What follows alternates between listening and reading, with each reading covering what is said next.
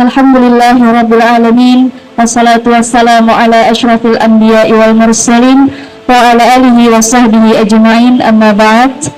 Alhamdulillah, sama-sama kita panjatkan puji serta syukur kehadirat Allah Subhanahu wa taala atas berkat rahmat, limpahan dan karunia-Nya sehingga kita dapat berkumpul dalam kegiatan diseminasi guru penggerak angkatan yang ke-8. Kemudian salawat serta salam tak lupa pula kita aturkan kepada junjungan kita Nabi besar Muhammad sallallahu alaihi wasallam. Yang berikut susunan acara diseminasi program guru penggerak angkatan yang ke-8, yakni 1. Pembukaan, 2. Sambutan dari Kepala SMK Negeri 1 PUGN, 1. Pembukaan, 2. Menyanyikan lagu Indonesia Raya, 3. Sambutan dari Bapak Kepala SMK Negeri 1 PUGN, 4. Diseminasi model 1.4 CGP Angkatan ke-8, kemudian 5. Tanya jawab oleh peserta, 6. Kesimpulan, yang terakhir doa dan penutup. Baik, kita masuki acara yang pertama, yakni pembukaan. Untuk membuka acara pada hari ini menyanyikan lagu Indonesia Raya. Kepada Bapak Ibu Dewan Guru dimohon berdiri.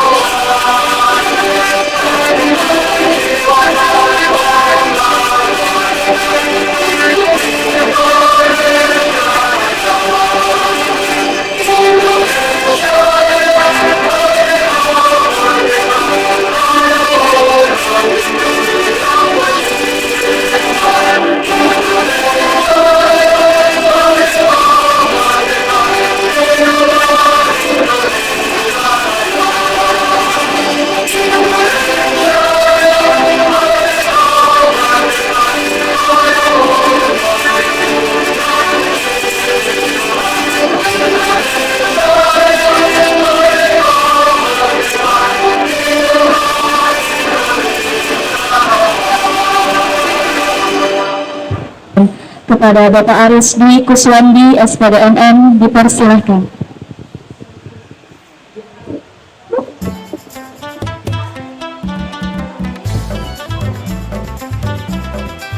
Assalamualaikum warahmatullahi wabarakatuh. Pertama kita menyatakan puji syukur kepada Allah Subhanahu wa taala sehingga kita sekalian hadir pada sore ini untuk menyelesaikan tugas kawan-kawan CGP kita. Salawat dan salam marilah kita berikan pada junjungan Nabi besar Muhammad SAW. Bapak Ibu yang saya hormati, perlu saya sampaikan bahwa sekolah kita ini jadi sorotan karena guru penggeraknya cukup banyak dari presentasi keseluruhan. Nah, karena hari ini pada saat panen di Islamic Center sudah disebutkan oleh fasilitator juga bahwa kita termasuk terbanyak di wilayah Kabupaten Tabanan, malah di provinsi juga termasuk sekolah yang cukup banyak melahirkan guru penggeraknya. Bapak Ibu yang saya hormati, sesuai dengan slogan guru penggerak, takam tolong singkat. Ayo Pak, tergerak, bergerak, menggerakkan. Jadi dimulai dari tergerak, bergerak, baru menggerakkan. Nah, saya bersyukur kawan-kawan kita yang berempat, mohon maaf satunya Bu Dewi, ini sudah menyelesaikan kegiatan ini di waktu-waktu sebelumnya. Saya tinggal bertiga, dan saya juga yang kemarin pada saat diseminasi awal saya nggak sempat ikut Pak Kanto sama Bu Rahma kemarin, tapi ini alhamdulillah sempat ikut. Nah, barusan sudah saya selesaikan pengantar ke rekomendasi Bu. Nah, rekomendasi Bu Rusda, Pak Hayun, Pak Khairon, ya sama Bu Sumarni. Jadi berempat maju lagi. Ya, saya berharap Bapak Ibu kita semua masuk ke situ nanti. Kita semua masuk ke situ. Satu hal kenapa kita harus ikut guru penggerak. Yang pertama, guru penggerak ini adalah untuk kita. Itu yang pertama. Bagaimana kita memposisikan kita sebagai pelayan kepada anak atau siswa atau murid. Itu di situ intinya. Nah, ilmu kan terus berkembang. Saya aja menyadari saya sudah ketinggalan jauh dengan Bapak Ibu sekalian yang ikut guru penggerak, karena saya produk 96, kalah dengan yang produk baru-baru ini. Jadi ilmunya harus diupdate. Nah, guru penggerak ini adalah mengupdate ilmu kita, ilmu Bapak Ibu sekalian, yang fokusnya adalah pelayanan kepada siswa. Intinya di situ Bapak Ibu. Kemudian terkait dengan apresiasi dari pemerintah sendiri, sesuai dengan PP yang sudah ada, guru penggerak ini bisa menggantikan atau dijadikan jadi kepala sekolah atau jabatan yang lain. Tapi itu bukan tujuan utama, bukan tujuan utama. Yang tujuan utama adalah itu tadi, untuk pelayanan siswa yang terbaik untuk anak-anak kita. Nah, kemudian Bapak Ibu, dari guru penggerak itu ada lompatan lagi, adalah guru praktek. Nah, di guru praktek ini baru ada honornya ya Pak Kanto ya, baru ada gajinya. Di tahap awal itu tanpa melalui guru penggerak bisa daftar guru praktek. Tapi di akhir kemarin yang periode berapa itu 8 ya? 7 ke 8. Itu syaratnya sudah lulus guru penggerak. Jadi beda, bertambah tahap tambah beda. Nah, kalau ini 4 orang, kemarin yang akan datang 4 orang, makin banyak guru penggerak kita. Intinya Bapak Ibu, kemarin pada saat di panen itu saya sampaikan di panen raya itu, bahwa jika sekolah banyak guru penggeraknya dan akan konsisten dengan program yang dijalankan, itu lebih enak. Manajemen sekolah tidak memikirkan hal yang seperti itu lagi, tinggal memikirkan hal yang lebih besar lagi. Nah, saya bayangkan yang ada yang ngurusi sampah, ada yang ngurusi lain-lain, dan itu kontinu, maka itu tidak dipikirkan lagi oleh manajemen sekolah. Mungkin itu Bapak Ibu yang bisa saya sampaikan. Intinya saya bersyukur dan bangga ke kawan-kawan yang bertiga di depan dan satunya Bu Dewi yang sudah sampai ke tahap modul 2. Jadi nanti ada beberapa modul dan saya tahu ini agak repot juga untuk kita lakukan dengan padatnya kegiatan di sekolah. Termasuk hari ini Bapak Ibu kita mengorbankan jam pembelajaran anak yang dimulai dari jam 2, mestinya jam 4:15, tapi anak-anak sudah pulang duluan. Ini memang konsekuensinya sekolah ada guru penggeraknya, karena tidak mungkin kita melakukan diseminasi hari Sabtu, karena hari Sabtu hari libur kita. Tapi saya masih masih menginginkan guru penggerak, karena di kegiatan lainnya itu benar-benar tidak menggunakan jam efektif kita. Seminar lokakarya juga biasanya hari Sabtu atau Minggu, tidak mengganggu. Kemudian bimbingan juga bisa malam. Nah, terkecuali kalau ada pendampingan ke sekolah, dan itu tidak terlalu mengganggu kegiatan BBM kita juga gitu. Itu mungkin Bapak Ibu yang bisa saya sampaikan. Sekali lagi saya terima kasih ke Bapak Ibu sekalian, karena sekolah kita sudah jadi sorotan terbanyak guru penggeraknya. Itu yang pertama. Yang kedua, kita bangun sama-sama sekolah kita. Nah, kita sudah dapat murid 218, ada susulan tadi 2 orang ya, jadi 218. Kalau kita hitung jumlah murid kita sekarang nggak sampai 600 Bapak Ibu, tinggal 500 berapa? 65. Nah, sekitar itu. Dulu pernah hampir ke 700, dulu pernah seperti itu. Habis itu standar 600, sekarang jadi 556 rasanya. Tapi Bapak Ibu, fenomena ini tua sudah. Tidak hanya pada sekolah kita, SMK 1 Tanjung sekarang dapat 600 lebih, biasanya 800-an. Wassalamualaikum warahmatullahi wabarakatuh. Kemudian acara yang selanjutnya yakni diseminasi modul 1.4 calon guru penggerak angkatan ke-8 yang akan dipaparkan oleh Ibu Sri Hartini SPD, kemudian Pak Anwar SPD, dan Ibu Husni Rodati SSI. Dipersilahkan. Bismillahirrahmanirrahim. Assalamualaikum warahmatullahi wabarakatuh. Puja dan puji syukur kita panjatkan kehadirat Allah Subhanahu wa Ta'ala yang benar berkat limpahan rahmatnya jualah maka kita bisa berkumpul di acara diseminasi calon guru penggerak angkatan 8 ini. Tak lupa salawat dan salam kita aturkan kepada junjungan Nabi besar Muhammad Sallallahu Alaihi Wasallam. Allahumma shalli ala sayyidina Muhammad, yang mana berkat beliau kita bisa bangkit dari alam kegelapan menuju alam terang dengan ila yaumil akhir. Sebelum saya memaparkan diseminasi modul 1.4 budaya positif, kita is breaking dulu ya, karena kita sudah lelah tadi melaksanakan PBM kita. Jadi kita is breaking dulu sebelum fokus pada pemaparan modul 1.4. Bapak Ibu untuk berdiri, kita untuk melemaskan tangan kita untuk bergerak agar kita bisa fokus mengikuti acara kita ini.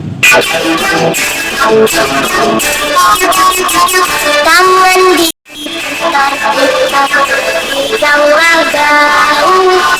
tangan di yang lalu, digoyang-goyang, digoyang-goyang, digoyang-goyang,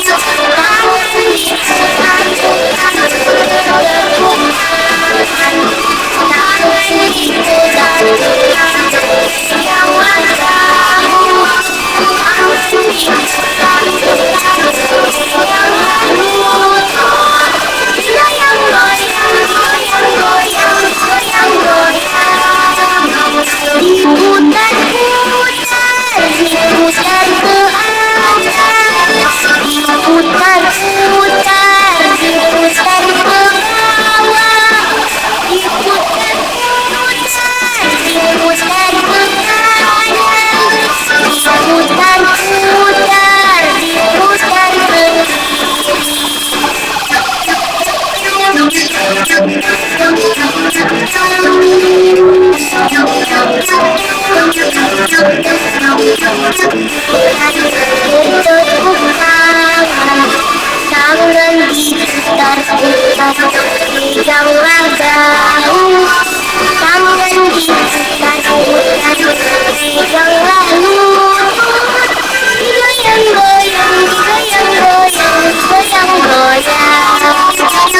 bisa mengambil apa yang ada di situ. Harus saya buktikan dulu. Yakinkan, bikin ulun bahwa percaya bahwa ulun aman di dalam sini. Oke, siap. Bu Hajasri, ternyata saya masih belum bisa. Harus ada syaratnya ternyata. Makasih. Ternyata sulit sekali ya apa yang terjadi di sana. Yang pertama yaitu saling mempertahankan ya, saling mempertahankan sekuat apapun Purusda tidak akan membuka karena tidak sesuai dengan kemauannya. Yang kedua, ilustrasi itu adalah perubahan emosi kontrol. Guru mengontrol murid seperti itu nantinya. Nah, sekuat apapun murid kita, jadi bagaimana caranya kita bisa meluluhkan, melunakkan hatinya sesuai dengan kehendak dan harapannya.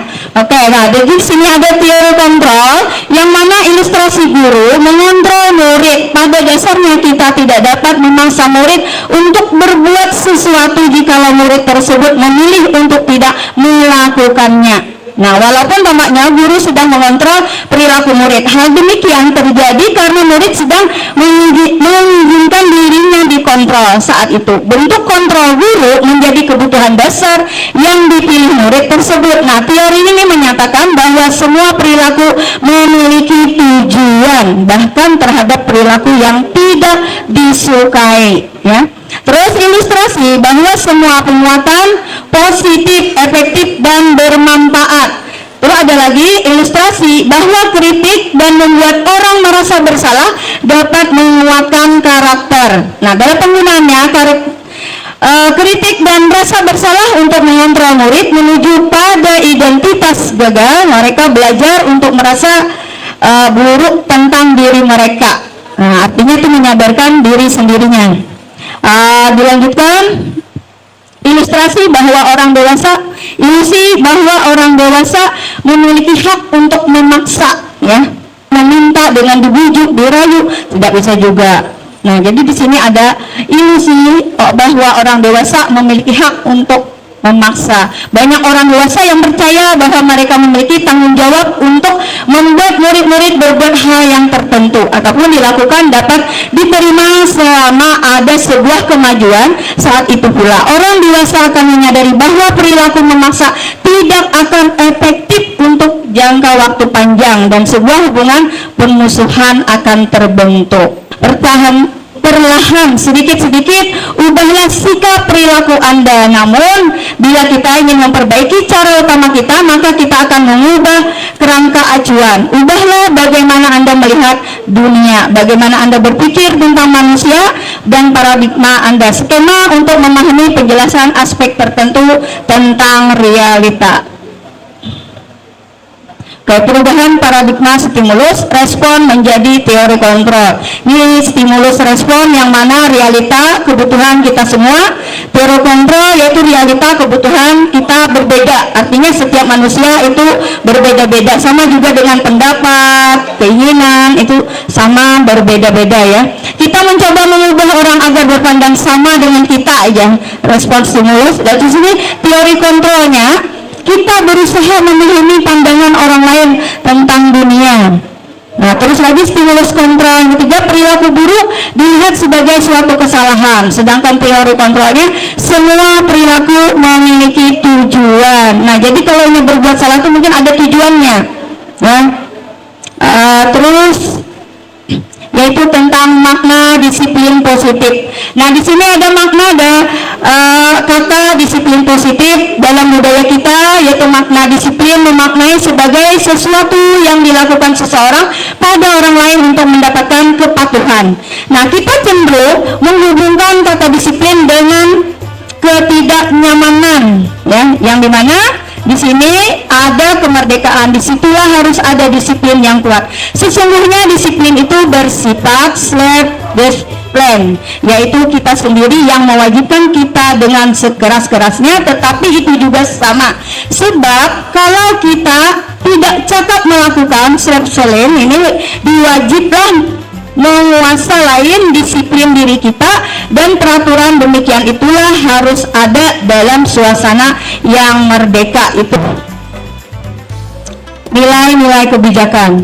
Apa saja nilai-nilai kebijakan yang diyakini seseorang, maka motivasi intrinsiknya akan terbangun sehingga menggerakkan motivasi dari dalam untuk mencapai tujuan mulia yang diinginkan. Terus mengingat waktu, ya. Nilai-nilai kebijakan universal di sini ada beberapa, yaitu disiplin sebagai bentuk kontrol diri, yaitu belajar untuk mengontrol diri agar dapat mencapai suatu tujuan mulia. Nah, tujuan mulia di sini mengacu pada nilai-nilai dan prinsip-prinsip nilai yang dianut seseorang. Kita namakan nilai tersebut sebagai nilai kebijakan, purpose, dan yang universal. Di sini ada untuk menghindari ketidaknyamanan atau hukuman.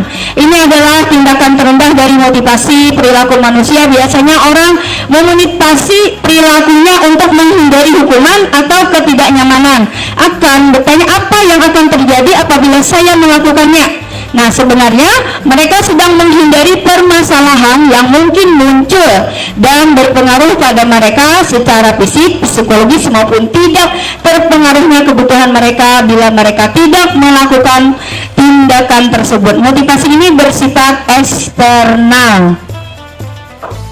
Apalagi untuk mendapatkan imbalan atau penghargaan dari orang lain.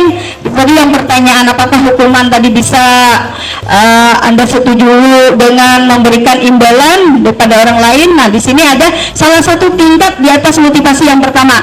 Orang berperilaku tidak mendapatkan imbalan atau penghargaan dari orang lain. Orang yang motivasi ini akan bertanya apa yang akan saya dapatkan apabila saya melakukannya. Sama dengan Brusda tadi, jika aku membuka, apa sih yang aku dapat, imbalannya apa, ya, seperti itu tadi. Nah, terus saya lanjutkan. Untuk menjadi orang yang merdeka, inginkan dan menghargai diri sendiri dengan nilai-nilai yang merdeka, percaya. Nah, di sini ada orang yang motivasi ini akan bertanya, akan menjadi orang yang seperti apabila saya melakukannya. Nah, semuanya juga ketika aku membuka, aku dapat apa nantinya? Jadi apa nantinya, ya, satu imbalan juga tadi. Jadi harus memberikan keyakinan, kenyamanan, dan keamanan, kata Guru Sudah tadi. Oke. Hukuman, konsekuensi, dan restitusi. Nah, dalam menjalankan peraturan, ya, kita di sini ada keyakinan kelas sekolah bagaimana ada suatu pelanggaran, tentunya sesuatu harus terjadi. Untuk itu kita perlu meninjau ulang tindakan penegak peraturan atau keyakinan kelas atau sekolah kita selama ini. Tindakan terhadap suatu pelanggaran pada umumnya berbentuk hukuman atau konsekuensi. Nah, mari kita lihat. Nah, sini ada identitas gagal atau hukuman, terus identitas sukses, disiplin, konsekuensi, dan restitusi. Nilai-nilai kebijakan universal, disiplin sebagai bentuk kontrol diri, yaitu belajar untuk mengontrol diri agar dapat mencapai suatu tujuan mulia. Tujuan mulia di sini mengacu pada nilai-nilai atau prinsip-prinsip mulia yang dianut seseorang. Kita namakan nilai-nilai tersebut sebagai nilai-nilai kebijakan Virtus yang universal. Beriman, bertakwa kepada Tuhan yang Maha Esa dan berakhlak mulia. Yang kedua, berkebinekaan global. Yang ketiga, mandiri. Keempat, bernalar kritis. Kelima, bergotong royong. Keenam, kreatif. Dan ada lagi satu untuk SMK bertambah, yaitu ke pekerjaan. Nah, jadi yang mana di sini ada 3 motivasi dari perilaku manusia untuk menghindari ketidaknyamanan atau hukuman. Ini adalah tingkat terendah dari motivasi. Perilaku manusia biasanya orang yang motivasi perilakunya untuk menghindari hukuman atau ketidaknyamanan akan bertanya apa yang akan terjadi apabila saya tidak melakukannya. Sebenarnya mereka sedang menghindari permasalahan yang mungkin muncul dan berpengaruh pada mereka secara fisik, psikologis maupun tidak terpenuhinya kebutuhan mereka. Bila mereka tidak melakukan tindakan tersebut, maka motivasi ini bersifat eksternal. Ya, untuk mendapatkan imbalan atau penghargaan dari orang lain, maka suatu tingkat di atas motivasi yang pertama di sini orang berperilaku untuk mendapatkan imbalan atau penghargaan dari orang lain. Orang dengan motivasi ini akan bertanya apa yang akan saya dapatkan apabila saya melakukannya. Mereka melakukan suatu tindakan untuk mendapatkan pujian dari orang lain yang menurut mereka penting dan mereka melaksanakan dalam dunia berkualitas mereka. Mereka juga melakukan sesuatu untuk mendapatkan hadiah, pengakuan, atau imbalan. Motivasi ini juga bersifat eksternal. Untuk menjadi orang yang merdeka, inginkan dan menghargai diri sendiri dengan nilai-nilai yang merdeka, percaya. Orang dengan motivasi ini akan bertanya, akan menjadi orang yang seperti apabila saya melakukannya. Mereka melakukan sesuatu hal dari nilai-nilai mereka, yakni dan dihargai, dan mereka melakukannya karena mereka ingin menjadi orang yang melakukan nilai yang mereka yakini tersebut.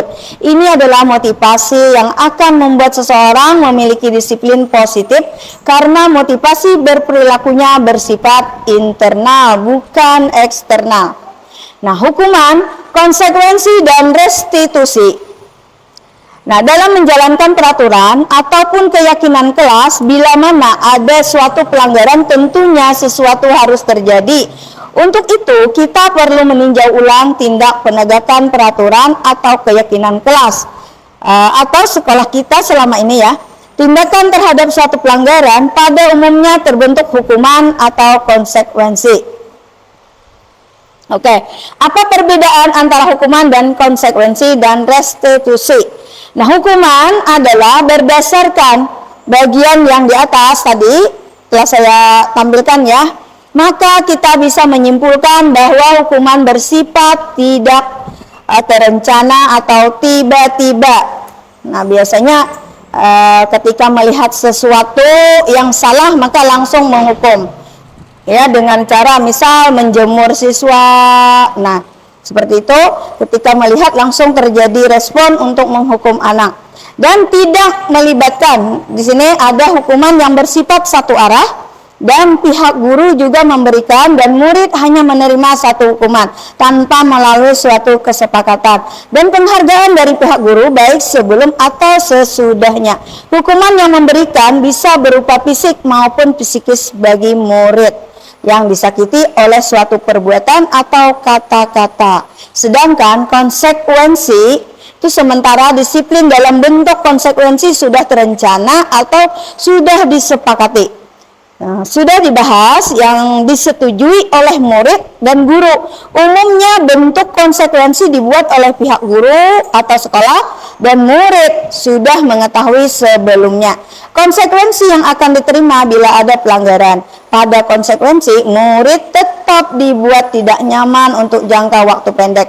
Konsekuensi biasanya diberikan berdasarkan suatu data yang umumnya dapat diukur. Misal, setelah 3 kali tugasnya tidak diselesaikan pada waktu yang diberikan. Sedangkan restitusi adalah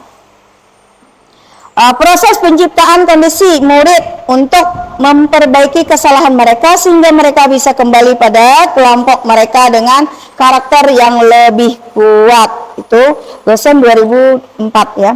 Restitusi juga merupakan proses kolaboratif yang mengajarkan murid untuk mencari solusi untuk masalah mereka dan membentuk murid berpikir tentang orang seperti apa yang mereka inginkan dan bagaimana mereka harus memperlakukan orang lain.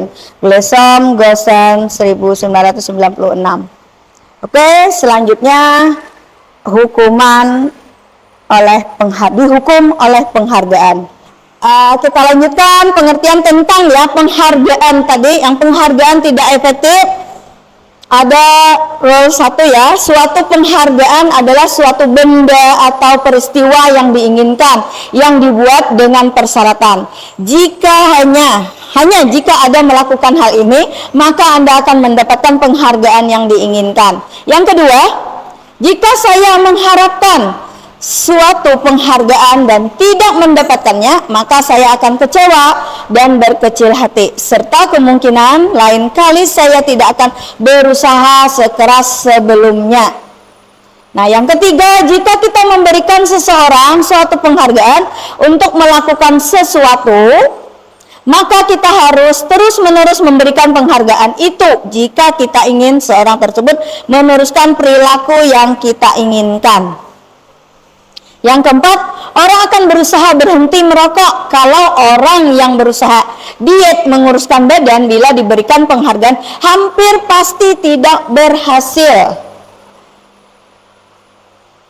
Sampel pertama, ketika seseorang diberi penghargaan tadi ya yang dipuji di depan orang banyak, maka yang lain akan merasa iri dan sebagian diri mereka akan tidak menyukai orang yang diberi penghargaan tersebut.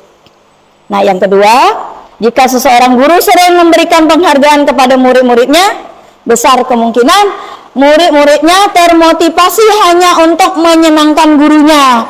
Mereka tidak akan bersikap jujur kepada guru tersebut. Nah, sedangkan yang ketiga tadi, penghargaan menciptakan persaingan dalam kelas dan persaingan menciptakan kecemasan. Mereka yang percaya bahwa mereka tidak memiliki kesepakatan untuk mendapatkan penghargaan akan berhenti mencoba. Ya, sebagai guru ya, ketika murid Anda melakukan kesalahan, tindakan mana yang akan Anda lakukan? Nah, yang pertama menunjukkan kesalahannya dan memintanya melihat kesalahannya baik-baik, ya, mengatakan kamu seharusnya tahu bagaimana kamu seharusnya bertindak. Mengingatkan murid Anda akan kesalahannya yang sama di waktu sebelumnya, artinya mengulang lagi ya. Yang keempat, bertanya kepadanya, kenapa kamu melakukan sesuatu yang seharusnya tidak kamu lakukan? Yang kelima, mengkritik dan mendiamkannya. Nah, kalau Anda melakukan tindakan-tindakan di atas, mungkin Anda akan membuat murid Anda merasa menjadi anak yang gagal. Pertanyaannya sekarang, bagaimana sebaiknya respon kita bila ada murid kita melakukan kesalahan? Bagaimana Bapak Ibu? Ayo Bapak Ibu, bagaimana? Apa yang kita lakukan? Iya, ampun Bu Husni kah? Oh, bukan. Demikian materi yang disampaikan saya pada kesempatan ini. Kita akan lanjutkan pemaparan materi selanjutnya, yaitu kepada Pak Anwar Sadat. Kepada Pak Anwar Sadat dipersilahkan. Bismillahirrahmanirrahim. Cek 1 2. Itu ya. Kemudian yang kedua, lari mengelilingi lapangan basket 2 kali karena terlambat hadir di sekolah. Langsung aja yang tengah-tengah, misalnya membersihkan tumpahan air di meja tulis karena tersenggol pada saat belajar. Nah, sekarang dari beberapa pernyataan itu, sekarang kita jawab sendiri deh dalam hati, yang mana hukuman, yang mana konsekuensi. Oke, sudah? Oke, sudah. Nah, ternyata yang pertama, mencatat 100 kali dalam buku kalimat saya sudah terlambat, karena dia terlambat ya, itu termasuk hukuman. Sekarang yang kedua, misalnya membersihkan tumpahan air di meja karena tersenggol, itu termasuk konsekuensi. Kalau paling bawah lihat, lari mengelilingi lapangan basket 2 kali karena terlambat 10 kali, 10 menit untuk pelajaran PJOK, itu termasuk konsekuensi. Nah, dalam dunia pendidikan ya, karena kita itu berkaitan dengan Ki Hajar Dewantara, itu menurut hukuman itu sangat dihindari atau tidak perlu dilakukan. Dan yang paling bagus nanti dilakukan adalah restitusi. Dan jika tidak bisa, maka diturunkan menjadi konsekuensi. Nah, itu kata kuncinya. Konsekuensi itu berbeda dengan hukuman. Hukuman itu sifatnya satu, dia sifatnya nggak ada hubungan dengan masalah yang dibuat, tidak ada dasar dan tidak ada komunikasi sebelumnya. Itu paling mudah kita memahami seperti itu. Kalau konsekuensi, dia sudah tahu, oh saya salah, misalnya kan ada, misalnya dia melanggar ini, konsekuensinya apa? Ada gitu, bisa. Nah, gitu. Kalau dia restitusi, nanti belajar sama Ibu Hisni, nanti belajar seperti apa restitusi. Tapi langkah pertama yang dilakukan ketika anak melakukan pelanggaran adalah restitusi. Dan jika tidak bisa, masuk ke konsekuensi. Begitu. Misalnya lari tadi, itu termasuk konsekuensi karena ada korelasi. Mungkin 10 menit dia sebelum pelajaran itu teman-temannya sudah pemanasan, seperti itu. Sekarang lanjut bro, lagi lanjut, cukup. Nah, ini nanti belajar ya ini. Nah, sekarang materi saya itu adalah keyakinan kelas. Selama ini ya, mungkin kita pertama-tama masuk dan pengenalan, bikin segala macam. Tapi ada hal, kadang-kadang kalau kita mengajar, kita capek menegur segala macam. Alangkah baiknya misal seperti ini yang mereka lakukan di kelas. Dia paham nilai-nilai atau rambu-rambu berguru, memperlakukan lingkungan kelas. Seperti apa caranya? Seperti itu, dengan keyakinan ke kelas. Misal, mengapa kita memiliki peraturan, misalnya lalu lintas? Apa peraturan itu fungsinya? Untuk mengatur. Kalau nggak ada polisi misalnya, kita pakai helm enggak? Kalau kecelakaan, mati. Nah, lebih baik kita menyadarkan siswa untuk menerapkan nilai-nilai, namanya ini nilai-nilai universal, nilai-nilai kebaikan universal itu. Tapi ini untuk menjadi budaya perlu kerja keras ya, tidak mudah, memang tidak mudah. Rasulullah pun tidak mudah ya, ketika beliau itu dilempar batu, plus, ya kan?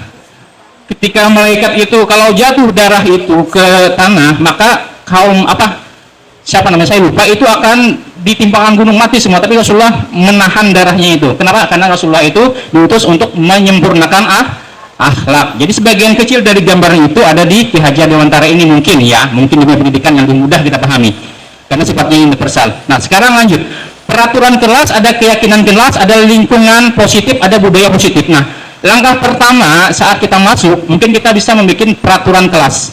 Biasanya peraturan berkaitan dengan kata negatif gitu. Nah nanti tingkat lebih baik lagi ada namanya keyakinan kelas.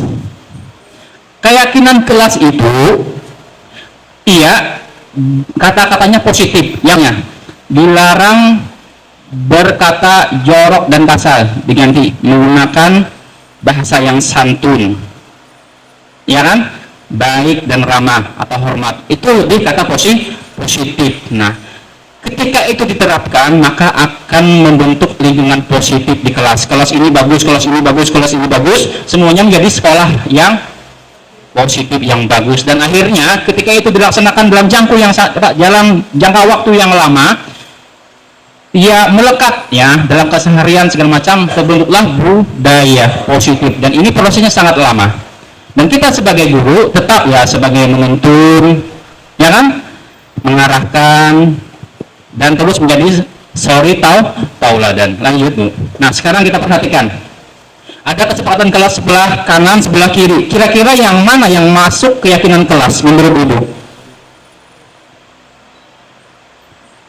Kalau peraturan itu sifatnya dia terbatas ya. Kalau keyakinan kelas sifatnya universal, lebih luas, abstrak. Kalau keyakinan tidak boleh ini.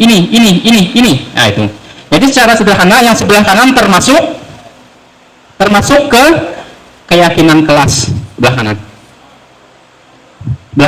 Kesepakatan kelas itu keyakinan kelas, saling menyayangi, ya kan, gimana saling menyayangi terhadap misalnya tanaman, bisa masuk universal sifatnya. Kemudian semangat belajar dan lain-lain itu termasuk keyakinan kelas. Lanjut Bu. Sedikit saya sharing ya dengan kawan-kawan sekalian dalam membentuk, terutama mungkin wali kelas, mungkin ya kalau nanti salah silahkan ditambahkan, silahkan diimprovisasi dengan pengetahuan baru, tidak masalah. Langkah awal untuk membentuk keyakinan kelas itu yang pertama kita membuat dulu, misalnya biasanya kita berangkat dari peraturan ke kelas atau peraturan sekolah. Sebutkan peraturan itu apa aja, misalnya dilarang ini, dilarang berambut panjang segala macam ini, ya kan, dilarang terlambat ini 10 menit ini segala macam. Nah dari situ nanti kalimat negatif kita ubah menjadi kalimat positif, selalu datang tepat waktu dengan rapi dan ini misal. Kemudian kalimat positif itu kan banyak tuh peraturan segala macam, banyak. Diambil misalnya satu nilai-nilai universal, yaitu nilai-nilai yang dapat diterima oleh semua golongan. Nanti kalau ada siswa yang non muslim itu bisa diterima nilai itu. Misalnya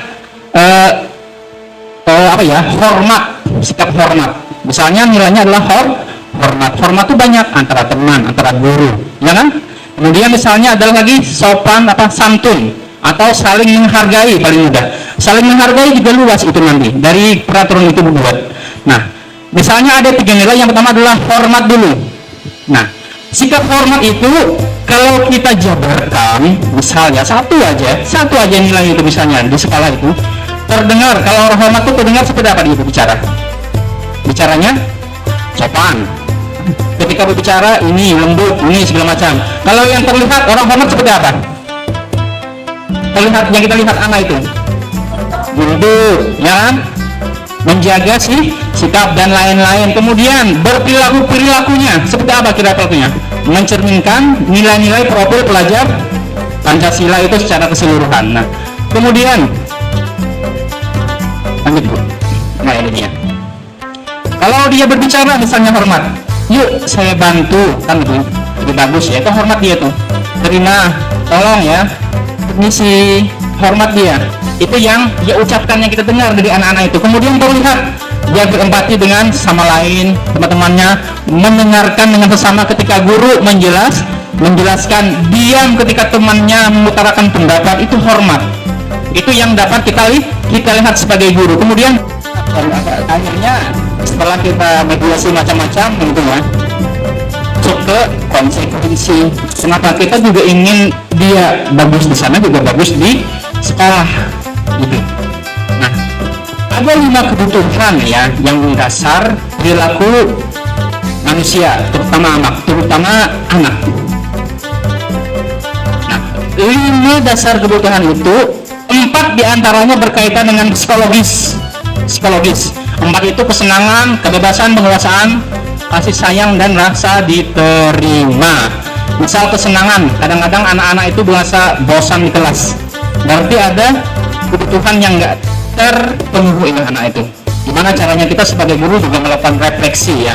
Jadi ketika saya mengikuti CGP ini biasa, kemudian lama-lama kita merasa bermuhasabah akhirnya seperti itu. Jadi ketika kawan-kawan dikasih tugas berat segala macam, kayaknya nggak sanggup banget ngasih tugas itu ya, pas sebelumnya aja deh kalau gitu. Karena sadar tugas pendidik guru itu berat ternyata. Kenapa? Karena kita harus mencukupi kebutuhan anak itu. Karena bertahan hidup nanti masalah keselamatan dan lain itu bukan masuk psikologis. Nah, sekarang Bapak Ibu, sebelum kita lebih jauh lagi, kita tarik nafas sama-sama. Karena kalau nggak narik nafas mati ya. Oke, tarik nafas. Tenang hembusan. Sekarang kita relaksasi lagi, kita pikirkan, kita itu hidup untuk apa? Untuk mati. Apa yang kita bawa? Amal. Makanya kadang-kadang kalau kita lost gitu ya, kita mikir malam, kita luruskan lagi niat kita, luruskan gitu kan. Niat itu jangan sekali, berkali-kali nggak masalah. Luruskan, kita ke bengkok, luruskan, bengkok, luruskan lagi, tarik nafas, luruskan. Itu lebih bagus. Kita memperbaharui niat itu kalau bisa seminggu sekali, bagus, nggak masalah. Kalau ada belok, perbaharui niat, istighfar gitu ya. Mungkin kata-kata saya ini ya tidak sebanding dengan pengalaman bapak, ibu segala macam gitu ya. Cuman yang saya dapatkan adalah seperti ini. Yuk kita sama-sama berubah. Kita membangun budaya positif dimulai dari diri kita. Nah, dan salah satunya nanti goalnya itu ketika anak lulus, budaya positif ini akan terus mereka tanamkan dan ini menjadi amal jariah untuk kita semua. Amin ya rabbal alamin. Salah hilaf mohon maaf. Demikian dari saya. Assalamualaikum warahmatullahi wabarakatuh. Oke, kita dulu yang apa? Semangat pagi. Luar biasa. Pak Kamto belum semangat. Padahal ikon ini dari Pak Kamto biasanya lah. Jadi ulun hanya mengcopy dan mempaste kayak copy paste Pak. ATM. Ini saya ke bagian yang terakhir ini ada 2, jadi ada 6 materi di budaya positif, 2 Bu Haja Sri Hartini, 2 Pak Anwar Sadat, dan 2 terakhir saya posisi kontrol. 5 posisi kontrol itu artinya posisi kita ketika mengontrol anak gitu kan, mengontrol anak. 5 posisi kontrol dasar itu ada 5 posisi kontrol. Yang pertama penghukum, yang kedua pembuat rasa bersalah, yang ketiga teman, yang keempat pemantau, dan yang kelima manajer. Mengajak Bapak Ibu semua tadi menyadari diri kita berada di posisi yang mana ketika melihat anak melakukan kesalahan. Sebelum kita belajar lebih jauh tentang 5 ini tadi, kita kira-kira berada di posisi yang mana? Contoh kemarin saat MPLS, pas kami memaparkan apa yang kami sampaikan, ada anak yang sambil nonton video. Nah, kemudian Ibu Rusda kemarin langsung memanggil anak dan menyuruh maju ke depan. Saya kira tuh Ibu Rusda tuh mau menghukum awalnya. Awalnya saya merasa karena dengan karakter Ibu Rusda kan seperti Ibu Rusda kan. Hei kamu maju sini. Oh. Anak itu langsung kayak pucat ya kan. Jadi saya kira ini mau diapakan anak ini. Ternyata cuman disuruh berdiri dan mendengarkan kami memaparkan dari ulun pertama, wali kelas yang pertama sampai ujung. Dia cuman disuruh berdiri. Akhirnya kemarin apa Bu Rusda? Oh ya, cuma diajak ngobrol. Kira-kira posisi Ibu Rusda tuh, posisi kontrol Ibu Rusda itu di mana kira-kira? Jadi Ibu Rusda ya teman dan pemantau itu menurut Ibu Rusda memposisikan diri sebagai teman dan pemantau. Jadi ya lanjut Pak. Jadi ini menurut teori ini ada 5 tadi: penghukum, pembuat orang merasa bersalah, teman, pemantau, dan manajer. Ini di bagian akhir ada dampak pada murid di bagian akhir. Ada kata-kata khas yang kita keluarkan itu. Kalau penghukum tuh biasanya guru menghardik, menunjuk-nunjuk, menyindir. Ayo sama yang survei. Jadi terus terang Bapak Ibu, saya bersyukur sekali bisa masuk CGP ini. Jadi saya belajar, setidaknya saya belajar untuk anak saya sendiri. Jadi biasanya saya di rumah itu mungkin posisinya membuat rasa bersalah. Itu kita kadang jauh lebih keras daripada anak orang lain. Padahal anak kita itu adalah investasi dunia akhirat. Allahu Akbar. Jadi kadang kita itu, saya merasa posisi saya di nomor 2 itu, pembuat merasa bersalah kadang saya. Mama ini nak kai sudah uyuh, sudah ini kan. Menurut saya merasa akhirnya membuat anak saya itu merasa bersalah kepada saya. Jadi setidaknya ini sumber belajar bagi saya, tidak hanya untuk murid gitu kan, tidak hanya untuk murid tapi untuk tadi investasi kita dunia akhirat tadi Pak, anak waladun salihun ya doanglah yang selalu mendoakan kita itu. Jadi penghukum tadi akibat dampak pada murid itu, kata Bu Rahma tadi kan, anak akan mengulangi. Kemudian untuk pembuat merasa bersalah itu, anak jadi merasa rendah diri. Itu ada kata-kata kita apa tadi? Kamu seharusnya kamu sudah tahu. Ibu lelah sekali mengatakannya. Ibu stres, ya mungkin di rumah kita seperti itu kan. Mama ini sudah kan. Kemudian itu posisi teman pun ternyata dampaknya juga tidak baik, membuat anak menjadi lemah, tidak mandiri dan ketergantungan. Ketika kita ada, anak akan mungkin berperilaku baik, tapi ketika kita tidak ada, dia akan lepas kembali ke sifatnya semula. Kemudian posisi yang keempat, pemantau itu sudah mulai baik itu. Jadi di akhirnya menitik beratkan pada sanksi atau hadiah untuk dirinya. Jadi mungkin orientasi anak itu ketika kita posisi pemantau itu 2, dia menghindari hukuman atau dia mengharapkan hadiah. Tidak ada sesuatu itu terjadi karena kesadaran dirinya. Jadi kan motivasi tadi ketika Bu Rusda dirayu sama Pak Kanto, ayolah Bu Rusda, apa yang ada di tangan, kalau tidak kamu saya hukum. Itu mungkin pertama menghukum, dihukum tidak mempan. Posisi mana beradanya, misalkan ada pernyataan seperti ini, saya kecewa sekali dengan kamu. Saya kecewa sekali dengan kamu. Penghukum atau pembuat rasa bersalah?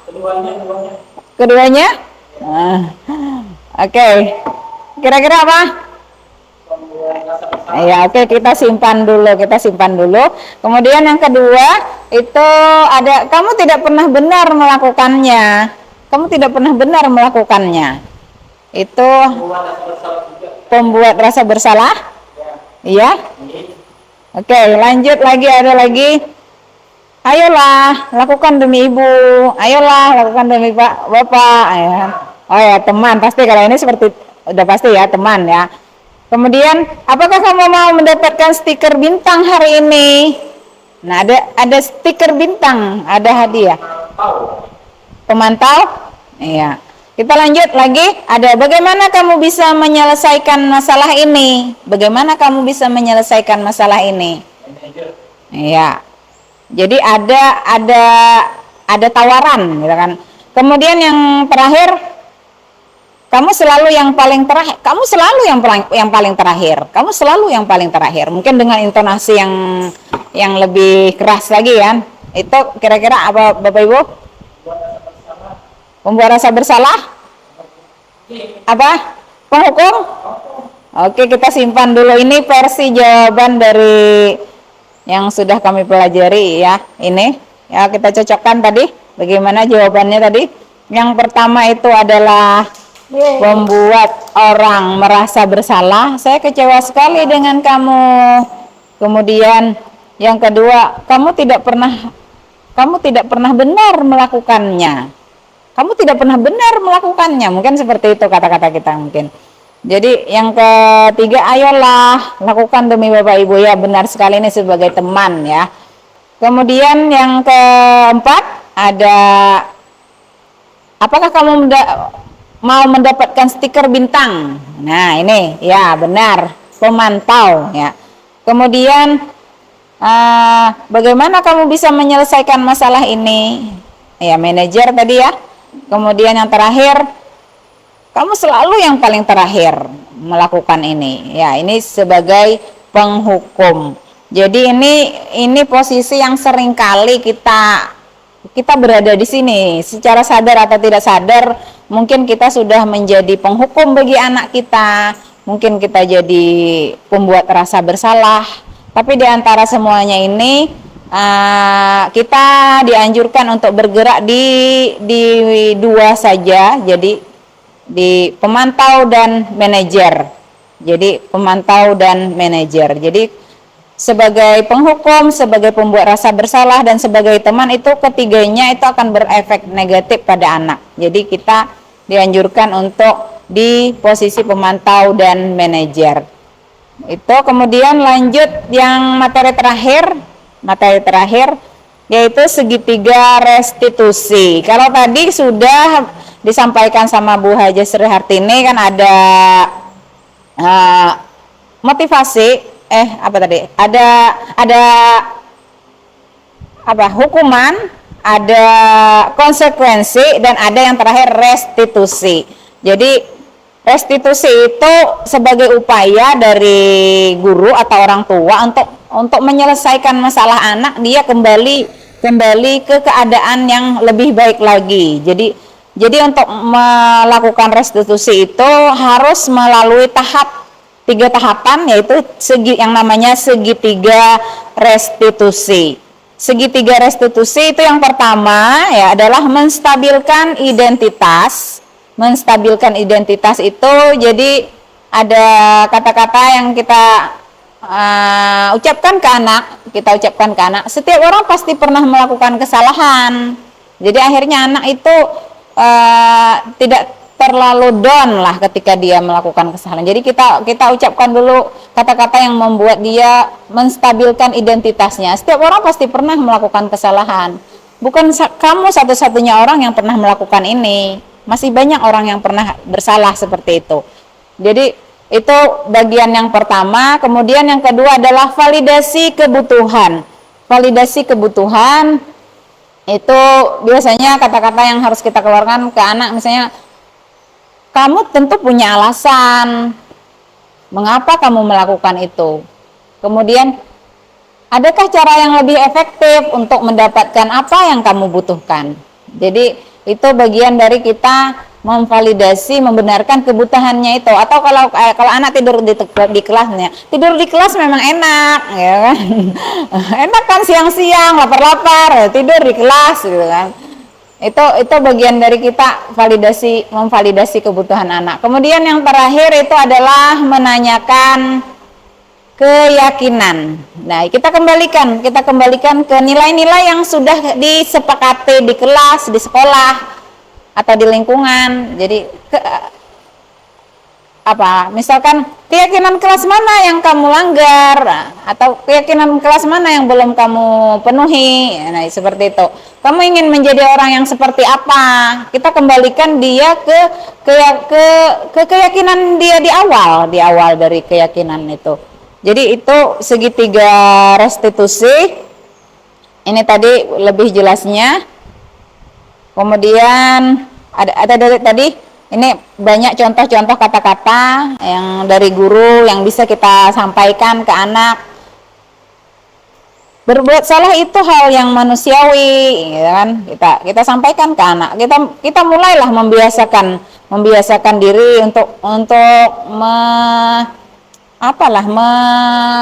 sedikit menekan emosi kita ketika kita berhadapan dengan anak yang melakukan kesalahan, gitu kan. Tidak ada masalah yang sempurna, tidak ada manusia yang sempurna. Pasti manusia pernah melakukan kesalahan. Nah, misalkan seperti itu. Kita pasti bisa menyelesaikan permasalahan ini. Jadi ada banyak kata-kata yang bisa kita ucapkan ke anak untuk menstabilkan identitas. Kemudian tadi lagi ini ada contoh juga validasi kebutuhan. Jadi kita kembalikan pada dasarnya setiap tindakan manusia itu tujuannya untuk memenuhi kebutuhan dasar mereka.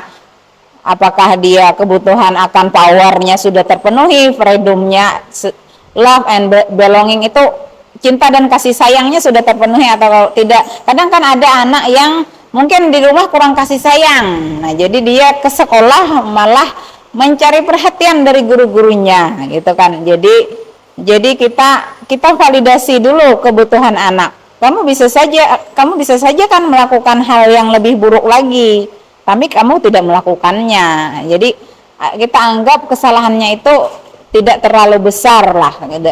Padahal ya tadi kita mencoba menstabilkan emosi kita dan dengan menggunakan segitiga restitusi ini.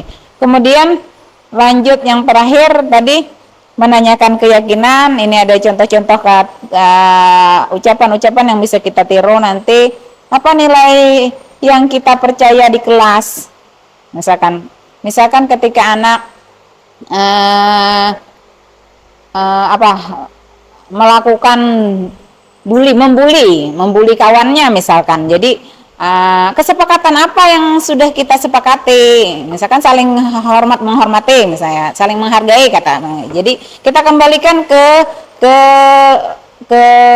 keyakinan kelas yang kita punya, nilai-nilai atau lagi kata-kata kita bisa sampaikan ke anak, nilai-nilai universal mana, apa yang telah kita sepakati. Nah, jadi kita ingatkan kembali, kita yakinkan anak kembali untuk dia bisa mengingat kembali lah tujuan asalnya dia. Kamu ingin jadi anak yang seperti apa? Nah, itu kan. Jadi kita menyadarkan dari dirinya sendiri. Jadi kita tidak paling baik kan posisi kembali hukuman, konsekuensi, ini restitusi. Jadi untuk melakukan restitusi ini kita harus melewati yang namanya segitiga restitusi. Mungkin sampai di situ, ini bagian akhir dari materi budaya positif dari modul 1.4 yang sudah kami pelajari hari ini. Ini yang kami sudah pelajari, kami bagi kepada teman-teman semuanya. Semoga kita bisa mempraktekkan, kita bisa melaksanakan, kita bisa menerapkan apa yang sudah kami pelajari dan kami bagi ke teman-teman semuanya. Semoga kita melakukan ini dari diri sendiri, bermula dari diri sendiri, dari keluarga, anak tadi terutama. Kita murid, kalau saya murid pertama saya adalah anak saya, jadi dan murid-murid saya di sekolahan. Jadi kita bersama untuk menciptakan yang namanya budaya positif. Nah, mungkin itu saja dari kami. Kalau ada yang baik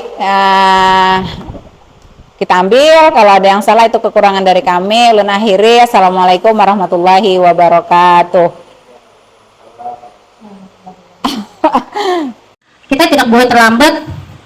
Kita mengatakan di sekolah itu ada sanksi. Kita datang terlambat, sanksinya ini. Sekarang kita dapat kata baru, ada hukuman, ada konsekuensi. Menurut Bapak Ibu, sanksi-sanksi yang ada di sekolah kita ini termasuk hukuman atau konsekuensinya tadi, ya? Konsekuensinya itu seperti apa menurut Bapak Ibu?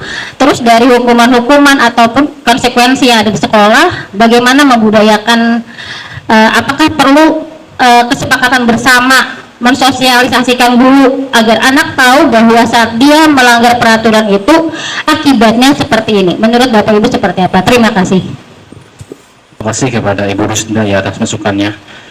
Jadi ada hukuman, ada sanksi atau konsekuensi, Bu ya. Sanksi ya, konsekuensi. Nah, dan terakhir ada restitusi. Dalam peraturan sekolah itu ada peraturan dan ada sanksi. Sejak saya ikut CGP ini, kata sanksi itu disandingkan dengan konsekuensi. Nah, seperti itu. Jadi antara hukuman itu sifatnya dia langsung. Hei kamu, misalnya, ini saya alami saat sekolah dulu. Kenapa nggak menyusul Bapak absen? Push up gitu ya, 50 kali. Pernah saya lakukan, pernah itu saya. Pertama kali Bapak masuk gitu ya, push up, nggak ada hubungannya itu. Nggak ada hubungannya. Dan itu saya rasakan sampai sekarang. Sampai sekarang saya rasakan. Nggak dendam sih ya, cuman agak lucu juga gitu ya, gitu ya, agak lucu gitu ya. Ternyata minta saya belajar itu ternyata berdampak negatif. Jadi ketika saya jujur ya, kita di sini, saya itu agak keras. Jadi keras kenapa? Karena saya dulu saat SMK juga diberikan belajar yang keras sekali. Dan saya pikir-pikir, semenjak saya mengikuti ini, oh ternyata ini nggak benar dulu nggak benar, dan ini harus diputus dan dari diri saya. Jadi peraturan itu dibuat untuk bukan dilanggar ya, untuk ditaati sebagai pijakan kita, karena kita satu kesatuan, satu satuan gitu ya, kita punya dasar landasan hukum yang disepakati oleh orang tua, murid, dan seluruh warga sekolah yang terlibat. Dan itu kita punya istilahnya itu legalitas, dan berupa peraturan itu harus kita taati. Tapi alangkah baiknya peraturan itu jangan selalu menjadi senjata gitu ya. Gimana caranya? Kita bikin keyakinan, kalau perlu keyakinan sekolah. Melalui apa? Peraturan itu kita ambil, kita ubah kalimat positif untuk menjadi budaya positif tadi, seperti itu. Jadi antara hukuman, sanksi atau konsekuensi itu berbeda. Kalau hukuman sifatnya dia langsung, nggak ada hubungan segala macam, langsung gitu kan. Kalau sanksi konsekuensi dia bertahap dulu. Utamanya kita lakukan dulu restitusi gagal, baru agak lebih tinggi.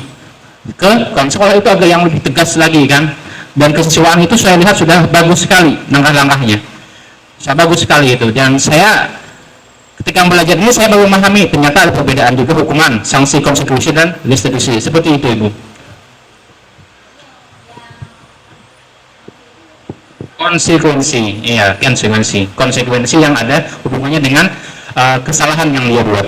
Dan untuk menghindari kesalahan itu kita harus membuat budaya positif. Lebih baik kita membuat budaya positif daripada kita harus bergelut dengan peraturan.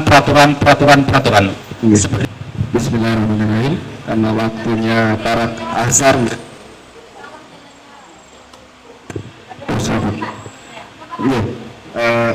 Di sini kita berusaha jadi nggak enak. Menambahkan aja apa yang disampaikan oleh Pak Anwar Sadat terkait dengan mungkin pemahaman ulun ya, terkait dengan hukuman, bahwasanya hukuman itu adalah suatu hal yang tiba-tiba di luar dari peraturan. Jadi bahasa tadi Pak Anwar Sadat mencontohkan anak langsung disuruh push up, padahal di tata tertib tidak ada itu. Nah itu namanya hukuman. Oke.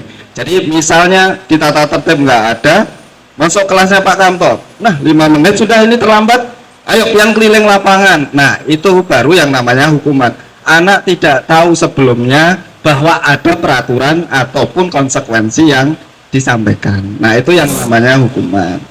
Tetapi kalau yang terkait dengan tata tertib di SMK Bugaan, saya lihat dari teman-teman tim penegak disiplin, runtutannya sudah seperti yang disampaikan Pak Anwar Sadat, mulai dari MPLS ada materi terkait dengan tata tertib yang di-share-kan. Mungkin memang kekurangan kita belum berani membuka secara umum, bahasa kita di-share-kan ke orang tua. Kadang kan mungkin nggak sinkron ya. Contohnya lagi kayak kita SMK mungkin ya. SMK ada dunia industri, dunia usaha, yang itu yang harus disinkronkan juga. Kadang mereka yang di dunia usaha dengan standar mereka yang tinggi, kalau tadi dimasukkan rumus kita harus diskusi dengan orang tua dan sebagainya, ternyata kebiasaan yang dibiasakan oleh orang tua nggak pas. Ini sebagai kebutuhan dari dunia industri. Contoh, nggak apa-apa Pak datang terlambat, kenapa? Mungkin anak ulun kan kebetulan bantu orang tua ini. Nah, terus nanti masuknya jam berapa Bu?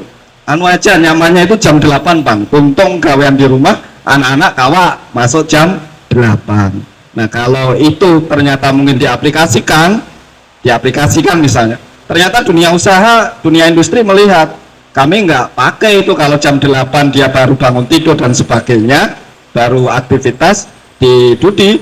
Kita lihat kalau di dunia tambang kan mereka jam 6 subuh aja, sebelum subuh sudah bangun. Mungkin membiasakan. Jadi tata tertib itu tujuannya untuk membiasakan dan sudah disosialisasikan. Akhirnya jatuhnya tadi Pak Anwar Sadat jadi konsekuensi. Asal jangan melanggar apa yang disampaikan. Kalau yang disampaikan lain diterapkan di lapangan, maka jatuhnya hukuman. Nah itulah yang dihindari. Akhirnya Pak anak, ya bukan anak aja, ulun mungkin didoktrin mulai dari lahir dulu. Orang tua kan kadang nggak punya alasan apa-apa. Ini sudah azan subuh, pokoknya dipukul aja harus bangun sholat. Kadang nggak dijelaskan maksudnya disuruh bangun subuh itu apa dan sebagainya. Nah kadang dari lahir sampai ya kuliah lah kita mengalami itu semuanya rata-rata. Nah akhirnya terdoktrin, kita kerjakan hari-hari seperti itu. Mungkin sekedar sharing, berbagi pengalaman apa yang disampaikan Bu Isni juga, khususnya mohon maaf ke diri kita pribadi yang sekarang saya alami sendiri, cukup berat untuk mengubah pola yang sudah saya terima mulai dari rumah sampai sekolahan Bari, saya terapkan ke anak sendiri itu sampai sekarang, menguras emosi dan air mata bujuran Bu itu. Apalagi kita seorang bapak ya, kadang melihat anak kalau ibu yang tadi dia pusing anak selesai hidup bumi kan gitu. Kalau bapak makan hati jujur, apalagi kalau ibu-ibu sama anaknya yang cewek kan kadang kan berbeda lah. Yang bapak yang di tengah-tengah itu bingung mau di posisi yang mana kan gitu, curhat malah. Lanjut.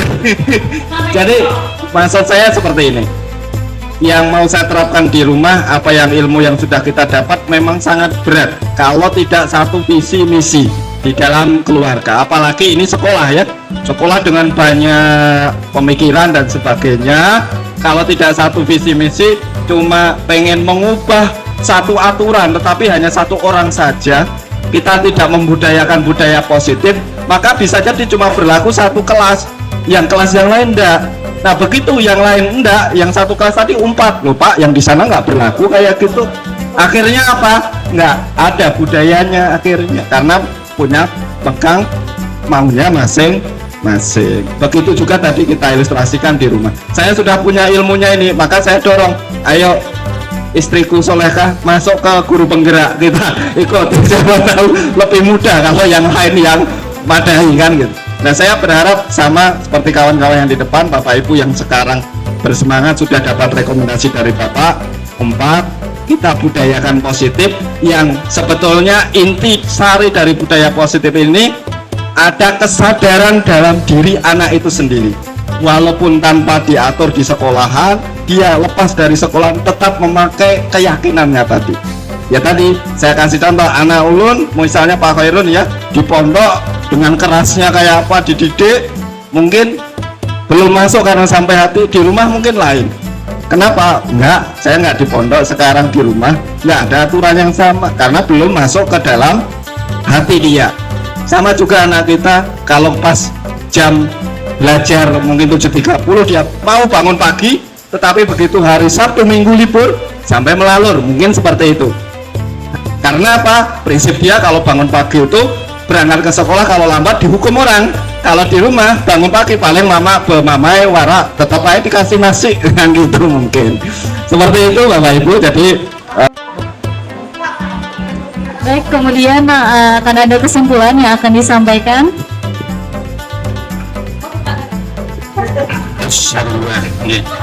Jadi sedikit kesimpulannya ya. Jadi teman-teman, rekan-rekan guru penggerak, calon guru penggerak ini punya program masing-masing.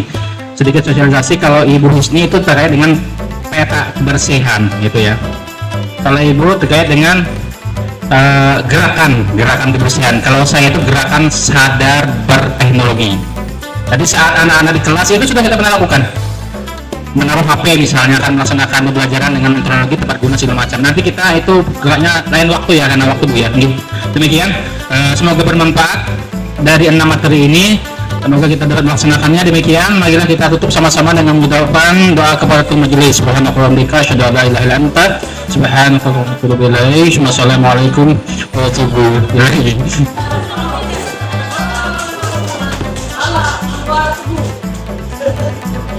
Terima kasih Bapak Ibu atas kehadirannya dan kesempatannya. Demikian kegiatan pada hari ini. Saya pembawa acara pamit undur diri. Wassalamualaikum warahmatullahi wabarakatuh.